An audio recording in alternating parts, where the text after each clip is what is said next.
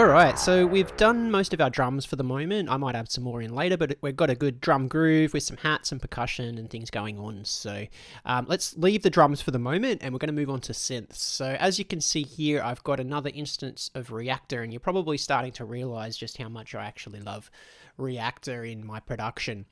So what I'm replicating here is a little bit of my hardware modular setup. I tend to use, for most of my synth parts for my tracks, I tend to use a hardware modular unit that I have with a ton of different modules and things. And obviously with this video, it's a bit difficult to sort of incorporate that and show you how I use that. So I'm going for a bit of a different way of doing this, and I'm using Reactor, and particularly Reactor blocks, which are essentially software versions of Eurorack modules. So if you've got Reactor, I highly suggest checking out the Reactor blocks, and particularly, as I've mentioned, the Native Instruments user library, the Reactor user library, has tons of different synths and different modules and blocks and things that you can add in and just start messing around with. So first up, I'm just going to tell you a little bit about what I've got here, okay? Because you're probably looking at that. If you haven't seen blocks or if you haven't played with modular before, this might be a little bit confusing, a little bit daunting. So I'm going to talk you through my setup first, and then we're going to have a play with it and start making some sequences, okay? So I'm going to talk you through, first of all this here, and then I'm going to show you how I've routed it, okay? So first up, one of the most important modules that we have here is this clock. So the clock basically syncs everything to Ableton. So you can see I've got it set on external. If I have it on internal, it's just going to go off the clock in Reactor, and I want to sync that with Ableton. So I've got it on external rather than internal. So you can see the BPM 130 up here. We're synced here. Now I've got this outputting gates. So gates are basically little triggers of information that you can use to trigger different things in the modules at 16th notes. So that's basically sending out 16th notes at 130 BPM. Okay, this clock.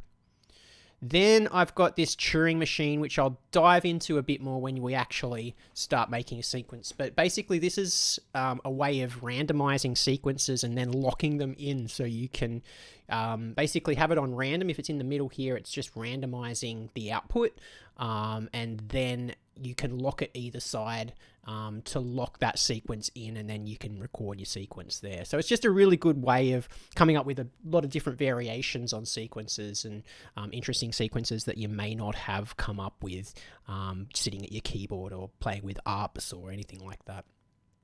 That is feeding into this quantizer here, okay? So a quantizer, what this Turing machine will spit out is just basically data, all right? So it's sending out sort of information that isn't really at any pitch or key. It's just random data. So if I was to just put this Turing machine into down here, this oscillator, without quantizing it, the pitches wouldn't lock into our traditional Western tonality of 12 tones. Okay, it would be all sorts of microtones and weird things going on, which could be cool. It's fun sometimes not using quantizers and having things completely, off to another world with weird and wonderful tunings. But for now, I want to lock this in. So basically the information that Turing machine is spitting out is going through this quantizer, and that's locking it to a key, and you assign the notes that you want that thing to quantize. So you can assign a scale, whatever. So I've got this, I've assigned it a Hirajoshi scale, which is a Japanese scale. And yeah, so that's E is the root note, and then G sharp, A sharp, B, D sharp. Okay, so it's just a pentatonic scale with 5 notes. Then that is feeding into this oscillator here, and I'll talk more about this oscillator in a sec, but that quantizer is giving this oscillator the pitches, okay? So the Turing machine spits out the sequence is then locked into notes in this quantizer, and then that quantizer feeds into this big oscillator here, which basically the quantizer is telling the oscillator what notes to spit out on the other side. This oscillator is then feeding into this thing here, which is a low pass gate. I'm going to put this over here, just make it easier. So this is a low pass gate. So this is kind of like a VCA If you use synthesizers, you probably know what a VCA is. So so that's kind of like a VCA, but it's kind of like a low pass filter as well. So there's sort of a low pass filter and a VCA built into one unit. So it gives it a really unique, interesting sound that you can't really get just using a normal VCA. And then this Turing machine is also spitting out gates when it changes notes on here. It's also telling this envelope over here. This is basically a bunch of different envelopes. So 1, 2, 3, 4, rise and fall envelopes. So it's basically an attack section and a decay section. So it's an AD envelope, all right, or you can call it an attack and release. Alrighty, so I'm only using this first envelope here. So if I move that up, that just basically increases the attack time. And if I move that up, that increases the decay time. Okay, and that is feeding into the level on this low pass gate. So it's basically acting like an envelope for the level here. Okay, but because it's only 2 stages, it's going to be quite plucky and percussive, and that's the sort of sound that I want to get out for this sequence. Okay, and the last thing I've got up the top here is this scope.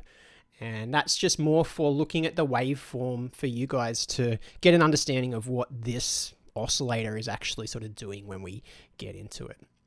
Okay, so if I click this button here, you can actually have a look at my routing. So we've got the clock. The clock spits out gates into the Turing machine. The Turing machine spits out into the quantizer or the information, and then that's locked into a key.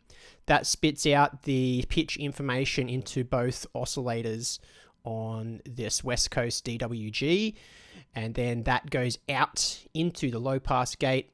This gate goes into this rise and fall CFG here, out into the mod A of the low pass gate. So that's the volume here, the level, and that just goes out into Ableton. Okay, back over here. And that's the routing. So let's get into making some sequences now.